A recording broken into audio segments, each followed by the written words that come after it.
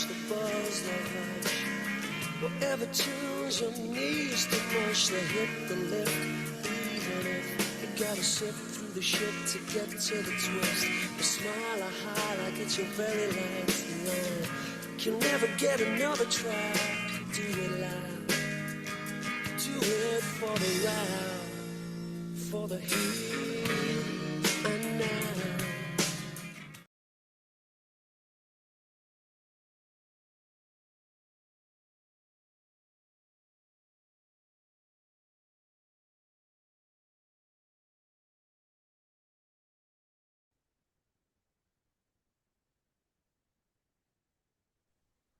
All right. There he is, Here I am. the one and only. How you doing, Randy? I'm good, sir. How are you? Great. It sure is good to finally get to have a little chit chat with you. I've brushed shoulders with you a couple times down there at Honubby when you were speaking. Yeah, In the yeah, I in the recall that. Yeah. Yeah. So it's rare and fleeting. So this would be a nice, deep dive into your psyche. Yeah, it's a good way to if you can't, meet personally, Zoom is great. You can just have some good discussions on Zoom.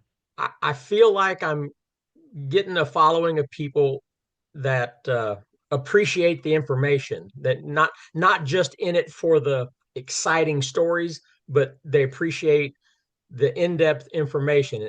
And I know you're the go-to guy for certain information, especially the historical information that I want to delve into tonight. So, Okay. uh, yeah. But what I want to do is I want to start with when I first even heard your name. It was in 2005 when Keith Perry and I got that Ridge Walker video, and he sent you a copy of it, and I'm kind of embarrassed to say he sent a copy to Tom Biscardi. A little bit embarrassed about that one. Well, I wouldn't be too much. I mean, it's we all live and we learn, you know. I know, I admire anyone who is willing to take this up, you know. You never know who might get that seminal piece of evidence, you right, know. right. But I am going to have to.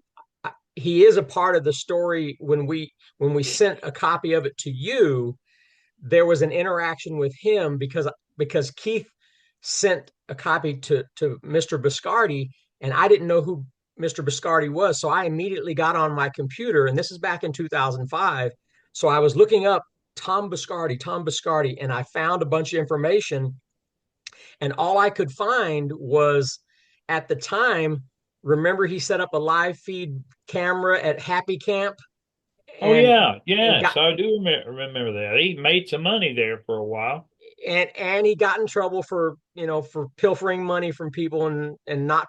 Anyways, so needless to say, I immediately called Keith and I said, I don't think this guy's the guy you want to send stuff to. I don't know anything about him, but I did read this article about the Happy Camp fiasco with the live feed and collecting money from people, and so next thing I know, Keith says, well, he wants it, and he's going to send us a contract to look at.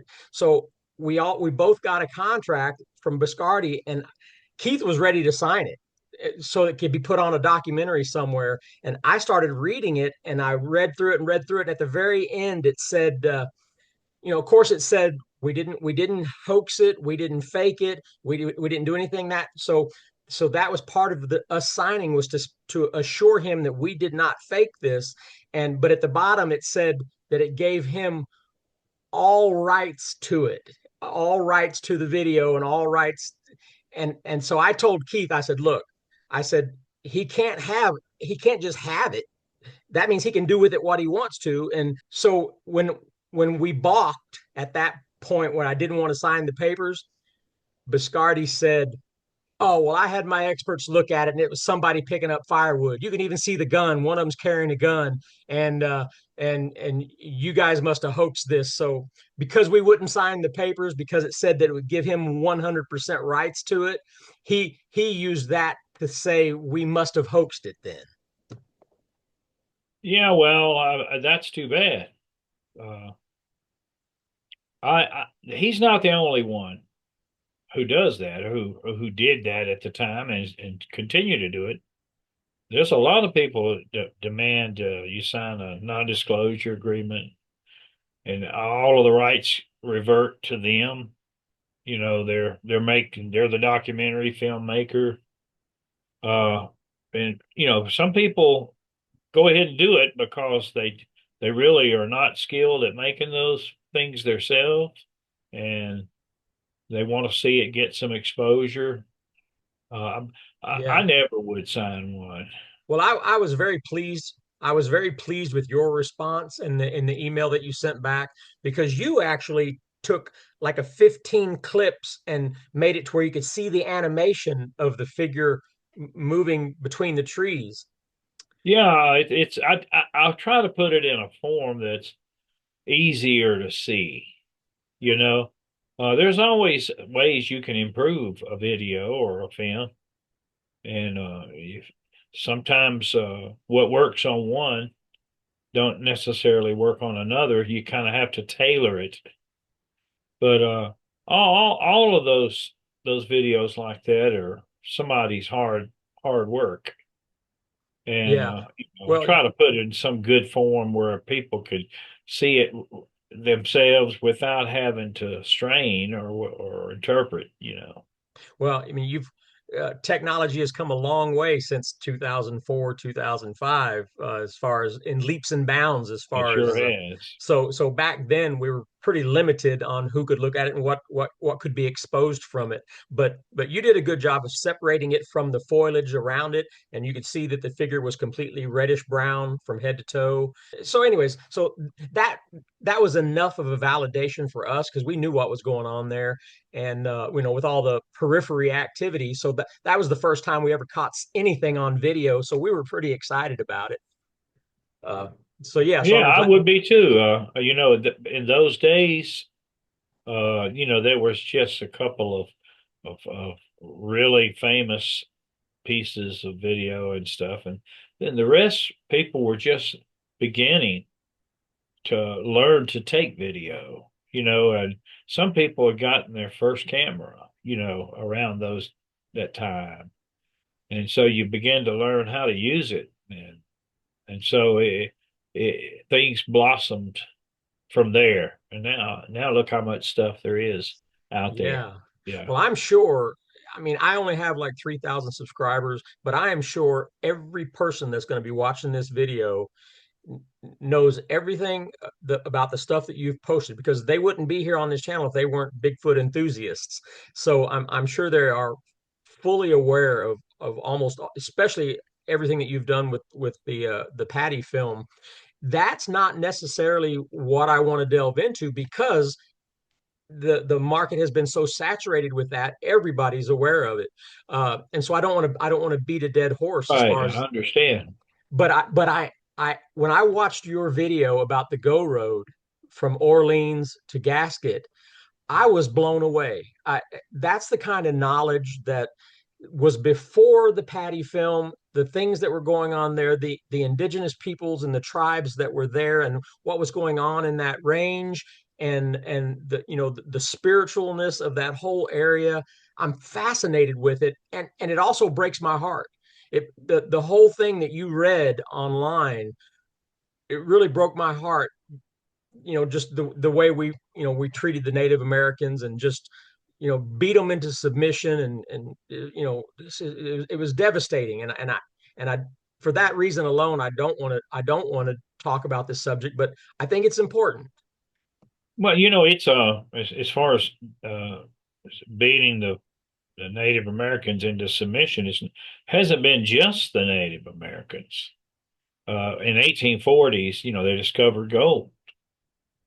So down in that Bluff Creek drainage area, they had 10,000 Chinese mining that gold. Were hydraulic mining. They were, had they pump it out of the creek and wash it off the walls. And they had their families down there. And when you suddenly take a place that is sacred and gets almost nil on traffic, people coming through, and then you put 10,000 people down in there, the very strange can happen. It can occur. And if that's where it connects back to the Patterson film, and what you're seeing on there, you don't really know absolutely everything there is to know about it. Uh, but it's quite likely that Patty is not 100% a Sasquatch. Wow, Yeah. that is it. Uh, And right. And if you yes, watch her, she's got a parflet. She carries a parflet on her left side, hidden, but occasionally it swings out. And a parflet is something you carry your belongings in. It's just kind of a inexpensive, not hard to make. yeah. You fold it up or roll it up, tie it off, and you carry. You know, Well, uh, I would like to preface this for the viewers. Uh, Most of us, just in our general discussions about Bigfoot or Sasquatch, we talk about the Forestry Service and we talk about it and we say, and I think we parrot it because we've heard somebody else say it that, oh, it's the logging industry is a big multi-billion dollar, even trillion dollar industry with lots of checks going out, so they would have a vested interest in keeping this hid. But I would say it because I'm parroting it because I've heard other people say it. This was the first time that I listened to you read those papers talking about the effort that they put into greasing the palms of the lawmakers and greasing the palms of people to so they could get into these areas and mine the trees out of these areas. And it's true. And to me, I'm just fascinated with that aspect of it. it was a sacred place.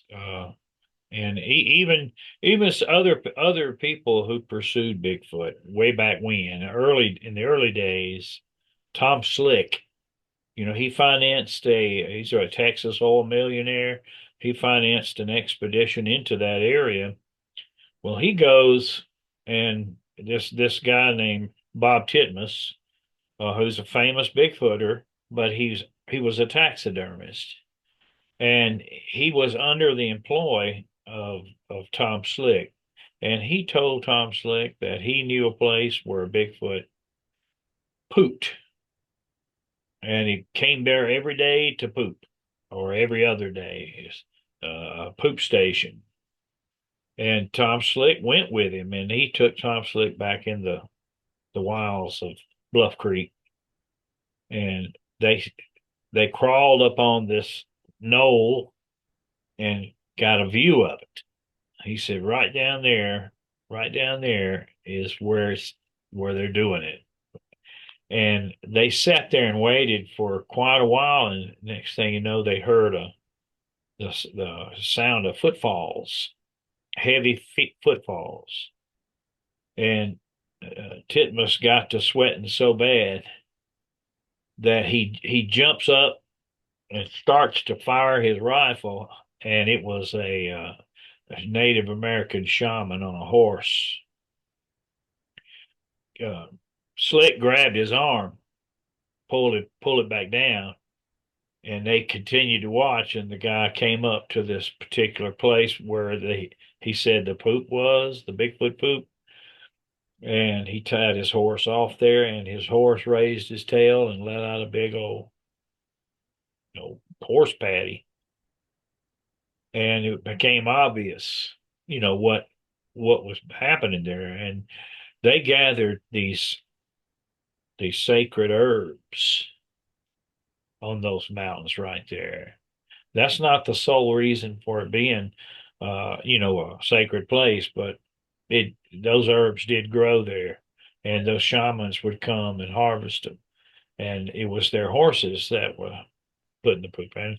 Uh, Slick fired him, uh, and it's not something that they tried to cover it up because they became famous, you know. And but Bobby Short, uh, Peter Byrne, gave her the story. He wrote it down for her because he was there when it all happened. He was at Louse Camp, and Bobby Short got in trouble with John Green, who threatened her. A man Wow. threatening a woman over a story like that. Well, yeah, he almost shot a man. That was the point. Ah, yeah. He almost shot a man off his horse. If if uh if Tom Slick hadn't grabbed his arm and yanked it down, he probably would have. And then they'd all be trying to explain that. Yes. Yes. So yeah, you see that area has been kind of a cavalcade of you know So you also mentioned that the higher up, the like a 4,000 foot elevations up where they have Chimney Rock and the other rocks where right. where the medicine men would go up for days of fasting and spiritual growth and spiritual They still do to this day. fascinating, Still do fascinating. to this day. And they believe, that's their personal belief, is that at one time there was someone else, another type of human living there, and they went back to the stars through a hole in the sky from off those peaks. And they did not want any timber cut at all. I mean, they showed up with these human chains and tried to block the equipment from going in there. And it was a real dramatic thing. It went on for quite a while. The Forest Service was backing the loggers. Loggers were looking for just they use any reason to go in there and get them because those were real valuable trees, old growth trees. Uh, well, it's a sacredness is how you view things. We tend not to look at a tree as sacred, Right. but a So we go tree. so we go in with corporations with dollar signs stapled to each tree and are willing to overlook what it means to the people that were there before us and the sacredness to the area to the point where it went through years of going through the court systems all the way to the Supreme Court. And even then, the swaying vote in that Supreme Court decision was came from one of the justices that, of course, probably had her palm greased by the Forestry It, Service or the it happens. yeah, and they said, well, we did our own anthropological studies. The Forestry Service did their own. That's like going to the police with a complaint, and the police says, well, we'll investigate ourselves, and we found no wrongdoing. Yeah, it's the fox guarding the hen house, they say. Yes. Uh, yeah, unfortunately that's exactly what happened. And even that whole construction of that go road don't even stay open most of the year. Most of the year it's got big old boulders laying in the middle of the road, trees over it, and by the time they get them cleared out, it's started snowing again.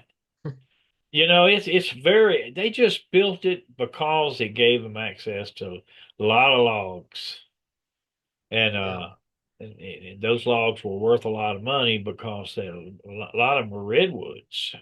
So is that Go Road the road where Jerry Crew and his crew had the And footprints happen? yes, yes, they call it the Orleans to Gasket Road, and Gasket is a kind of funny name, but it's not quite on the coast. It's over there, just inland a little bit over that way. It was just a town they picked, so they could go, cross that way through that sacred area. Uh-oh. Are we here? Yep. Okay. All right, there you go. There's Gasket and there's You got it. Orleans. Look how rough that place is going up through there. So where my cursor is, that's about where Bluff Creek is. Yeah, but it's I went through there. I guess it must have been in early June, and we were going to ride all the way across to Gasquet. And I think we had to go back and go another way because there were these gigantic boulders in the middle of the road, and I have lost my pictures on a hard drive crash, and I don't have them anymore. I think I probably have them on Facebook or something. I'd have to find them. Uh, but that boulder I stood by was big as this room, Wow. and it happened every year. I mean, it was just a hostile place to have a road, and you were in danger anytime you travel that road because some of that stuff comes off those mountains and rolls right over you. Uh, And from what I understand, Mr. Davis, is that there was a point when they had been fighting to get that road through there so long that it got to the point where they could never recoup cutting trees for how much money they had spent on the road itself. But it became a point of contention because if they allowed it to lose in court, then other places would be able to stop them from logging. it had ramifications, I'm sure, but on top of all of everything that's going on there, that sacred part of it is not something that people know a lot about or even know at all anything at all about it. Uh, that land right there was sacred territory. You you don't have a right to commandeer somebody's sacred area. I mean, it wasn't like they were just making it up. They were, if this was long held beliefs by three different tribes there.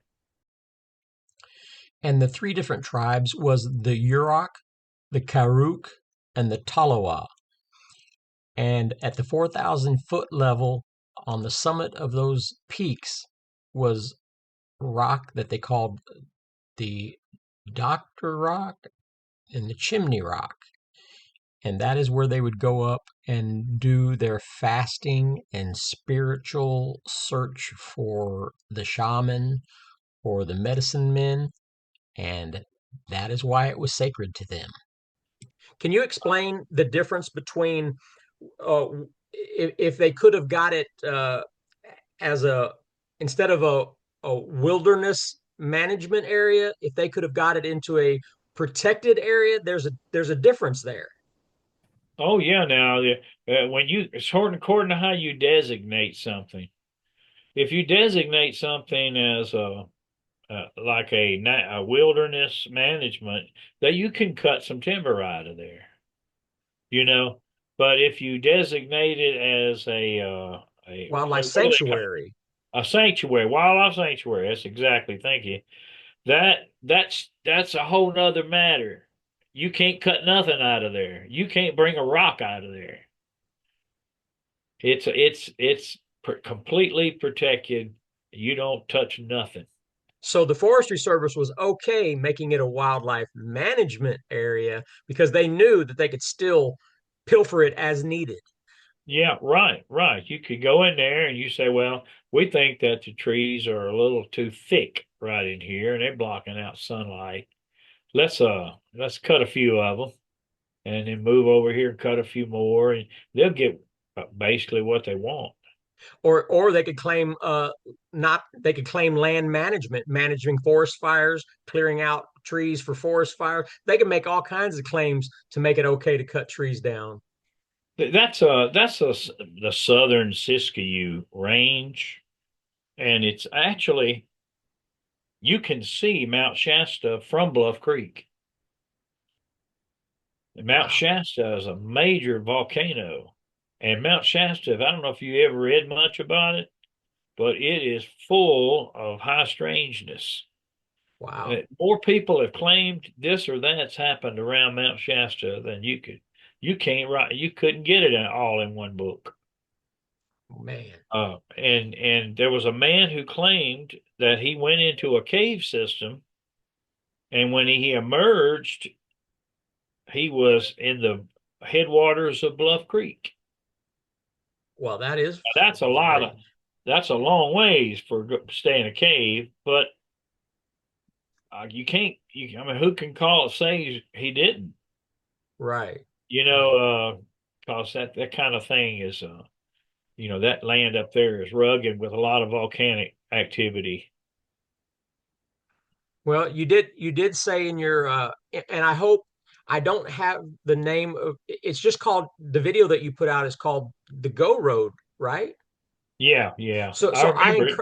I encourage anybody that's from my page that's watching this, please go to Mr. Davis's YouTube and watch that video. There's information there that's just it's sad the way the way we are as as a government and chasing dollar bills and the way we treat the land and the way we treat people and all of those things that's a sad part, but it's still the history of that area. But if you listen to the details, it's what happened before Bob and them and Patterson got the film.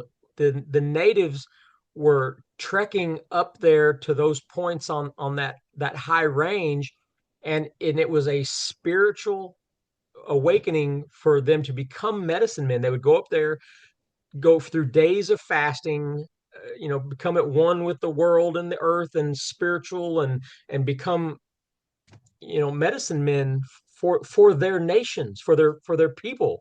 And to me that's fascinating, and It, that's where this it's happened. like a single living thing. The trees. Um, it's a it's a spiritual thing with the trees. That's why they didn't want the trees cut. They have a life in those trees. And They have a spirit. you said they didn't the Native Americans didn't even have a name for the forest. The world was one place and we were just visitors.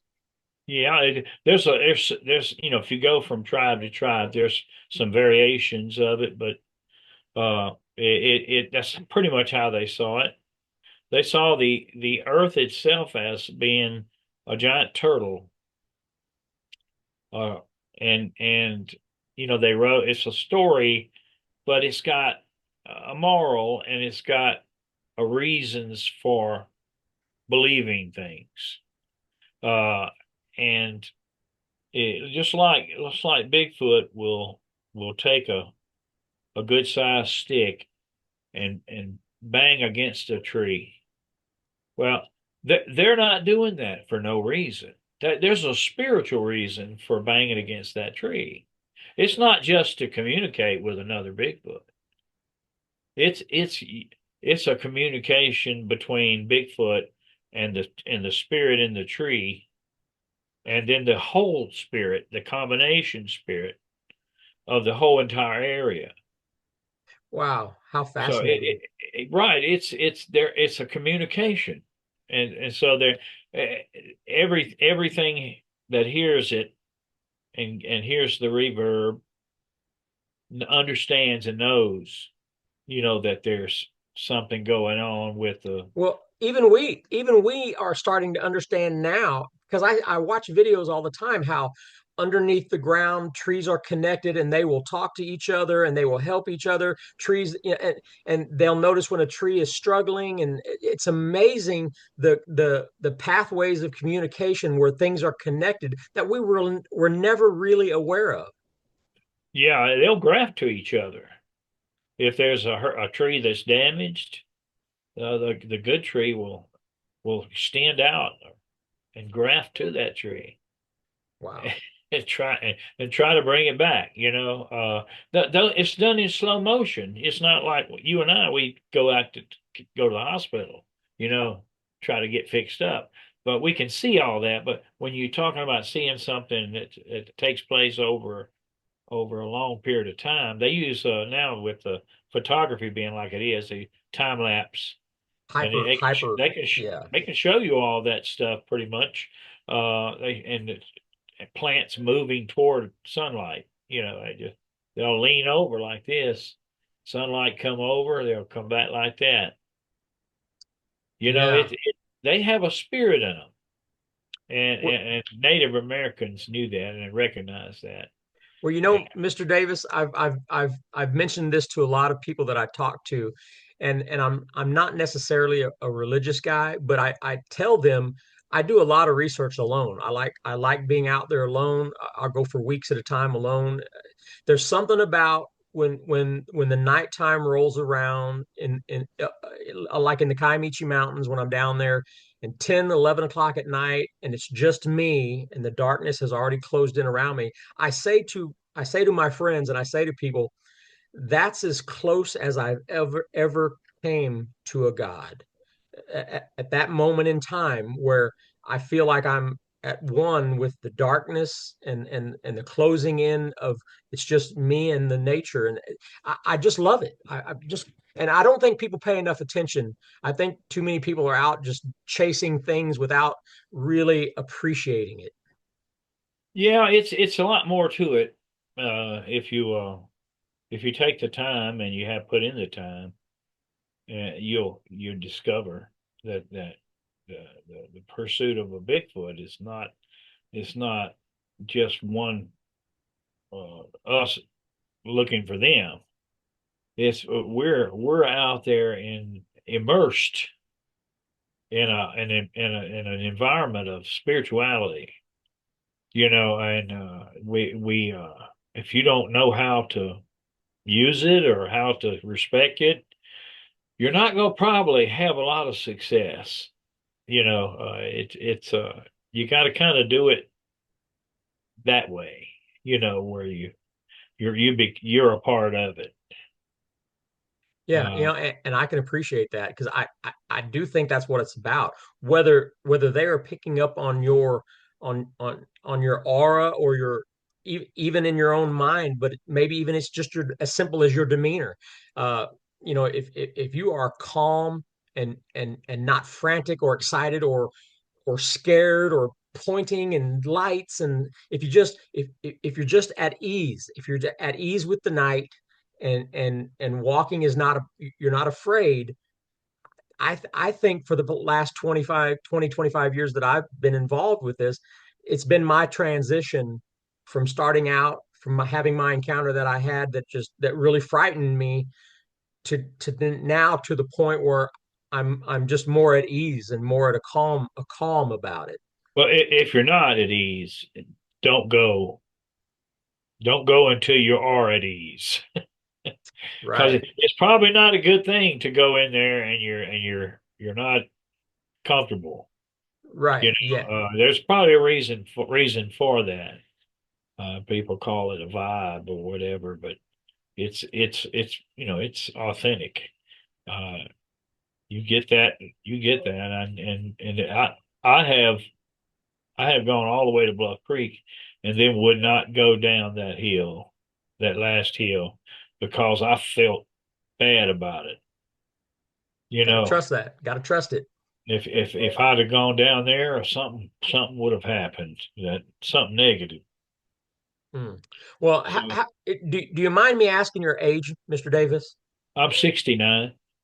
Okay, well, I'll be 59 in June, and I'll tell you now that I brushed shoulders with you in 2004, 2005, and occasionally at when you're at speaking gigs, I don't want to let too much more time pass for you and I to share a campfire together. Well, maybe not. Maybe we can do that. That would be I awesome. certainly, it would be my pleasure, my honor. Yeah, well, I've got a $12,000 thermal drone that I think you would enjoy Oh flying wow, around. I think I'd be you'd enjoy. scared to fly It's got sensors so you can't run into trees. Yeah, well, that's great. But just the view of at nighttime in the sky looking down with a thermal, I think you would enjoy that. Trying to see, maybe you can see my, yeah, you can see my, me get up here, right there. See it hanging up there? So six Oh, prop. yeah, that's a big one. I've enjoyed it.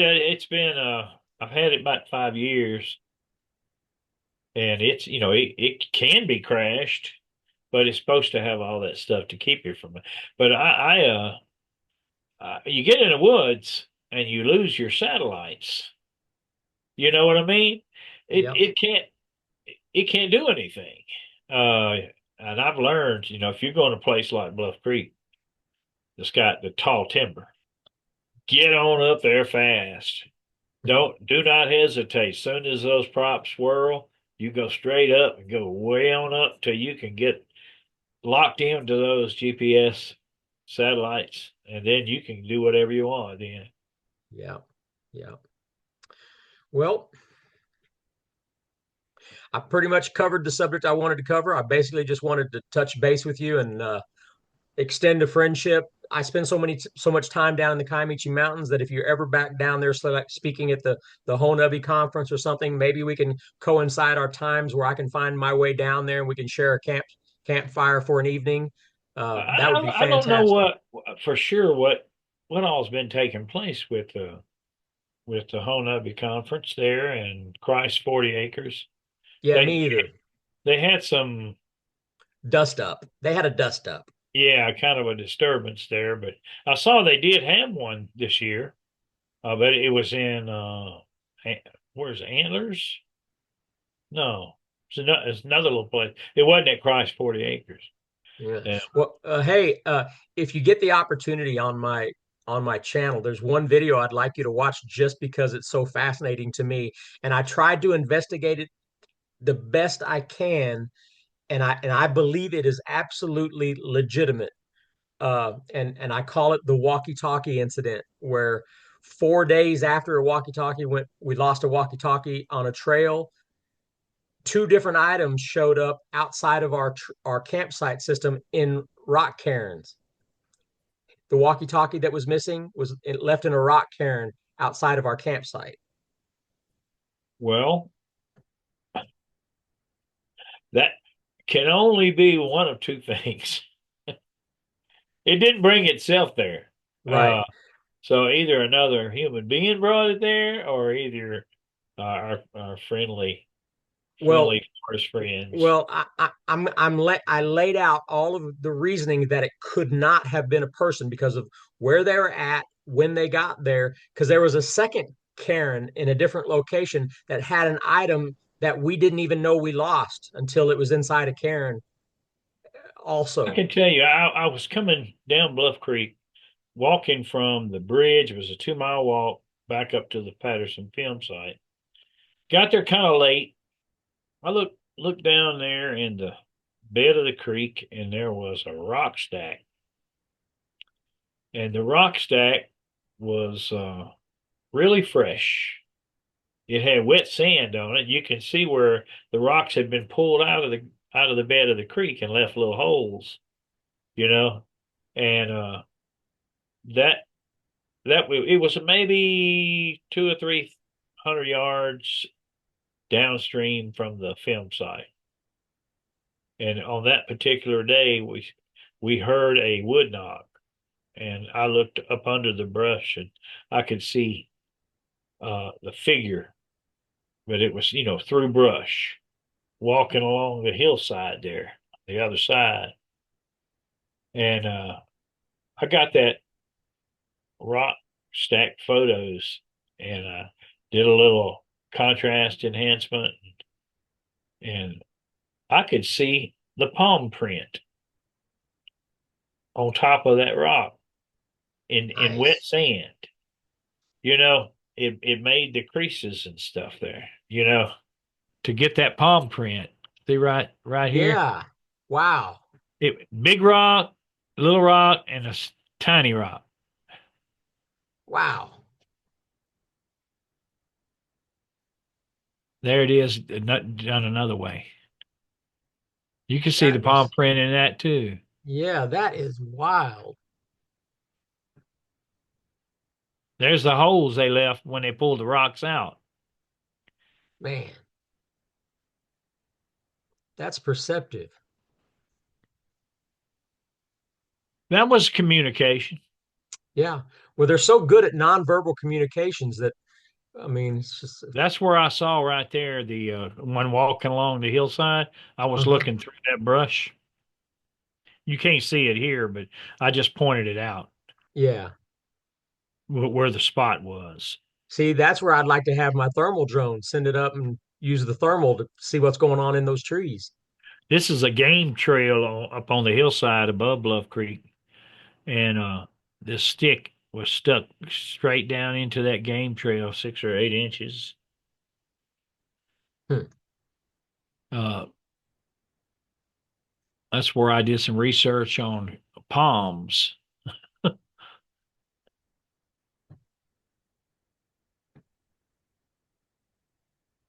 That's pretty good there. I was trying to get a measurement on what I was looking at for the palm, and this is the thumb right here. Yeah. That's the palm, like that.